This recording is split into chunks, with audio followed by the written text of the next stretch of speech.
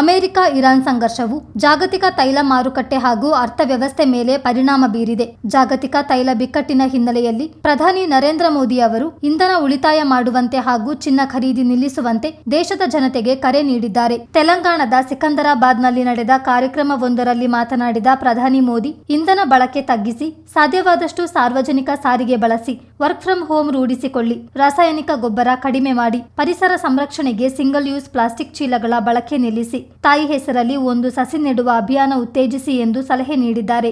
ಆಮದುಗಳ ಬಳಕೆಯನ್ನು ಕಡಿಮೆ ಮಾಡಲು ಮತ್ತು ವಿದೇಶಿ ಕರೆನ್ಸಿಯನ್ನು ಖರ್ಚು ಮಾಡುವ ವೈಯಕ್ತಿಕ ಚಟುವಟಿಕೆಗಳನ್ನು ತಪ್ಪಿಸಲು ನಾವು ಎಲ್ಲ ಪ್ರಯತ್ನಗಳನ್ನು ತೆಗೆದುಕೊಳ್ಳಬೇಕು.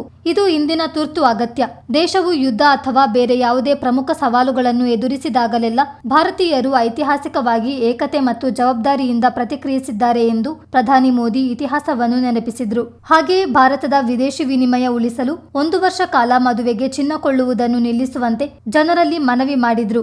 ಭಾರತಕ್ಕೆ ಬಹುತೇಕ ಚಿನ್ನ ಆಮದು ಮಾಡಿಕೊಳ್ಳಬೇಕು, ಆದರೆ ಜಾಗತಿಕ ಅನಿಶ್ಚಿತತೆಯಿಂದ ಬೆಲೆ ಗಗನಕ್ಕೇರಿದೆ. ವಿದೇಶಿ ವಿನಿಮಯ ಖರ್ಚು ಹೆಚ್ಚಾಗುತ್ತಿರೋದ್ರಿಂದ ಪರಿಸ್ಥಿತಿ ಸುಧಾರಿಸುವವರೆಗೆ ಚಿನ್ನ ಖರೀದಿ ಬೇಡ ಎಂದು ಸಲಹೆ ನೀಡಿದ್ದಾರೆ. ಇಂಧನ ಸಂರಕ್ಷಣೆ ರಾಷ್ಟ್ರೀಯ ಜವಾಬ್ದಾರಿ ಎಂದು ಮೋದಿ ಕರೆದಿದ್ದಾರೆ.